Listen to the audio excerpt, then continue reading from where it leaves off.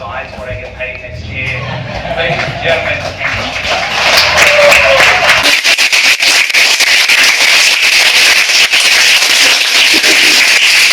you. And before I say the few words that I'm going to share, I'm going to ask that Teresa Jackson would come up here and Lori would come on up here. Because not only are these two very beautiful women inside and out, they're really, our board chair and our chief programs officer. And I got to be honest, as a CEO, I tend to come up with a lot of ideas and things we should do. But then once I kind of get them started, I'm on to the next one. And my wife will say, yeah, I have to run them. I've got to make it happen. And, a board chair has to convince the board that, we actually need 3 more shelters and another. And so to be able to have this incredible support, that is really what makes it happen. And so as we stand here today, next Tuesday, the first residents experiencing homelessness will come through these doors. This center will be a life transformation center, a chance for people to get a second chance in life, to get renewed dreams, their vision ignited, to start over. And at Hope of the Valley, we're 13 years old in August, and I'm incredibly grateful for where we've come. And we do have 15 shelters, about 1,500 beds. We're in escrow on 4 hotels for another 600 to 800 beds for mostly moms and kids and families. But as I think about where we've come from, I'm driven by a passion to execute a plan to get people off the streets. We can't leave people on the streets. Now, I would love it if LA had an abundance of affordable housing, more than we needed, but we don't. And it takes time and it takes resources to build that. And we at Hope of the Valley say the streets can't be the waiting room for permanent housing. We've got to bring people indoors. And this really became real and apparent to me in December. In December, Roland and I decided to live 100 hours unsheltered on the streets of Los Angeles. We had to give up control, and that meant we turned in our wallets and took everything. We had just the jackets on our back. And it was the day that the Pacific Storm was coming in, December 13th. Now, I also had to give up the control of what was going to happen and how it was going to happen. I would have selected 3 p.m. as the time to send us out so we could make provisions before the rain started at 6 p.m. But no, the gentleman who filmed Intervention said, I will coordinate this. He waited till 7 p.m. The rain had started. They dropped us off at an undisclosed location and said, good luck. And for 100 hours, we had $5 each to our name. We had to make it. The first night, we slept in dirt underneath the freeway. I was so cold. It was 38 degrees. I was ready to tap out at 4 a.m. I don't normally cuss. I was cussing, okay? And saying, this is the stupidest thing I could have ever done. And I was ready to, and he said, come on, man, you can do it, you can do it. And so we walked to a donut shop, and I spent half of my $5 on the best cup of coffee I've ever had in my life. It gave me life. I walked across the street to Taco Bell to use their bathroom. Then I walked to a Starbucks. They wouldn't let me plug my phone in because too many homeless people were plugging their phones in. And for the next week, it was all about survival. What am I going to eat? Where am I going to sleep? How do I protect myself? I could not have held down a job in that state of mind. We had mental acuity tests before and after, and there was this slippage. If I showed you a visual image, which I keep on my phone, of what I looked like on the last day, I looked like I had been homeless for years. The toll that it took upon me physically. And I left that little experiment. I was a tourist into homelessness because I knew on Friday night I'm going home and I'm going to bed in my bed. But for those that live with constant fear, I don't know if I'm ever going to get out of this. There wasn't beds before. Thank you, Mayor, in 2018 declaring a shelter emergency so that, thank God, we could have facilities like this. This would not have been possible before 2018 because you could only have 30 beds or less. You couldn't be in a manufacturing building, but here we are, a repurposed building. So as we stand here today, let me just say, we spent this week on the streets, my conclusion was this: it's nearly impossible to stay sober, sane, and safe living unsheltered on the streets. And the streets are not a habitation for anybody. We must bring people indoors, whether it's through interim housing, such as this, or permanent housing, or permanent supportive housing, or affordable housing. I'm agnostic when it comes to the intervention. Let's just get people off the streets and get them the help that they need. So this site right here is a godsend. It is a blessing. And I'm going to try to keep it short, but I got to say thank you to a few people. First, Dave and Mike Fleming. Would you guys stand up for a moment? These are the owners of Skip.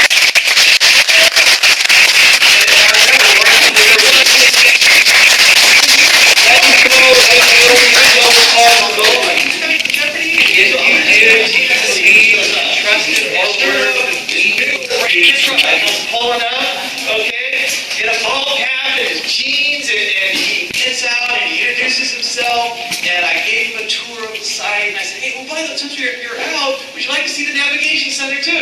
And I took him to the navigation center, and he goes, Ken, can I be honest with you? I ended up taking nighttime cold medicine before I left. And my wife said I probably should have rescheduled, but I really didn't want to break my, thing to come. And he says, I think I need to go home and go to bed. He goes, I'll be in touch with you. He left. Well, I meet with a lot of donors, and some you connect with, some you don't. 1 week went by. 2 weeks went by. He didn't reach out to me. 3 weeks went by. I didn't hear from Alex. I thought, oh, well, maybe it just wasn't his thing. After 3 weeks, Alex calls me. Hi. And he said, Ken, and he asked some very pointed questions about our finances and how we operate our business. And I said, would it help you if I sent you our audited financials? He goes, yes. And I sent them to him. He called me back and said, Ken, I'd like you to come to my house tomorrow morning at 9 a.m. I said, yes, sir. Who doesn't want to go to Alex Trebek's house, right? Come on, I want to go to Alex's house. Went there. He sat me down in his library, his office, and on his desk was our audited financials. Highlighted, notated, and he says, I see, you guys raise your own money too through, your thrift stores. I said, yeah, and he kind of walked me through the rhythm, and he asked how much I made, because it's important to me because I want to make sure the monies get to the front line to those that need it, and then he handed us the first of 2 incredibly generous gifts. Your destination is on the right. But it was the second gift after we started, and I met Gene for the first time, and we toured the site in North Hollywood, then we went to the Van Nuys site. And after we were done, I was just great to be able to meet them and give the tour. She hands me a check for $500,000. And I'm like, what is this? You guys already gave money. And they said, we believe in the work that you're doing. And we can't just drive by and pretend that homelessness isn't an issue. It is. And we believe in the work you're doing, and we want to invest into this work. And that really began a relationship, this ongoing relationship. And unfortunately, Alex passed away before I was able to tell him. We actually entered escrow. But I know Alex is seeing and hearing right now. And I live with a sense of passion to make Alex proud. That he will see this and realize that his legacy will live on through the many, many lives that will be transformed through this building that bears his name. And so I want to thank everybody for being here. And I want to introduce someone who I'm so proud to call a friend along with her children. I want to introduce to you Gene Trebek.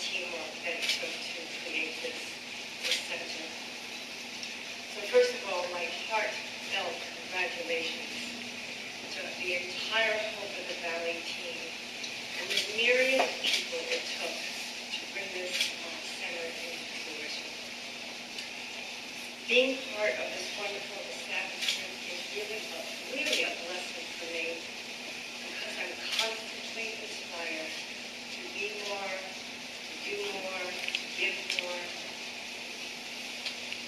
and also to align my perception with the power of love. And, first this center was first an idea in the name of love. Then there was a lot of dialogue and talk about this center, all in the name of love. And finally, action was taken to bring this center into fruition, all in the name of love.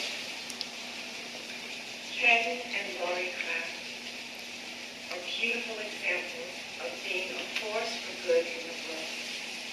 And that is why Alex and I so championed, admired, appreciated, and supported them and their vision. Somehow, some way, I know Alex is aware of this center. I know he had a strong conviction and determination in his own way to make it work. We all know that homelessness is complicated. There's no single pathway to the streets. There's no single intervention that ends homelessness. But there is a single remedy, and it's called love. Supporting another is loving another.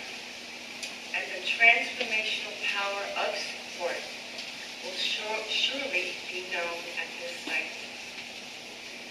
So God bless every single person who walks through this door. Whether you are a giver or a receiver, it's all the same. May countless lives be renewed and uplifted by the power of love demonstrated here today and always. Thank you so much.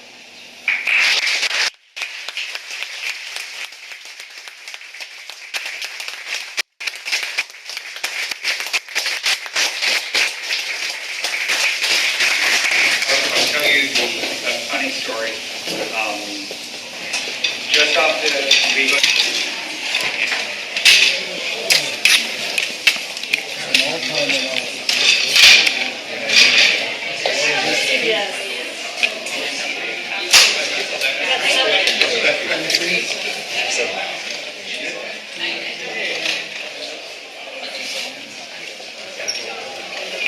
Let me get out of the meeting next to the council.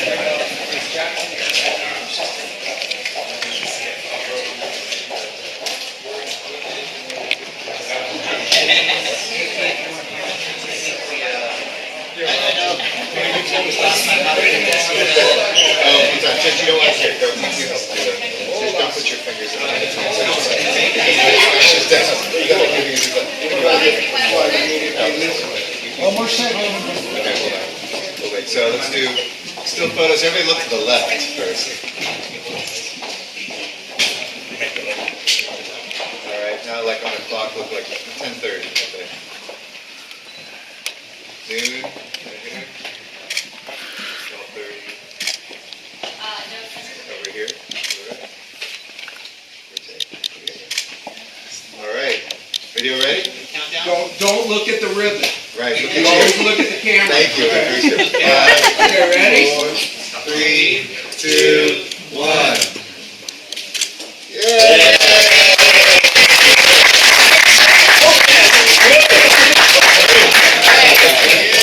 Thank you again so much. Thank you.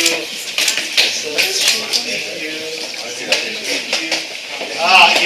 Yeah, okay, so going to lead anyone who needs a tour or something who needs a place.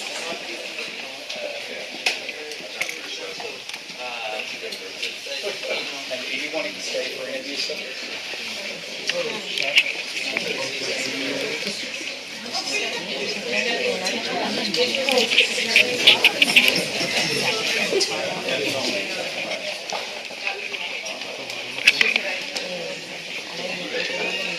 If anybody wants a tour I'd be happy to give you a tour, but you're gonna have to go, we're gonna start down here, and I'll explain what's inside, okay?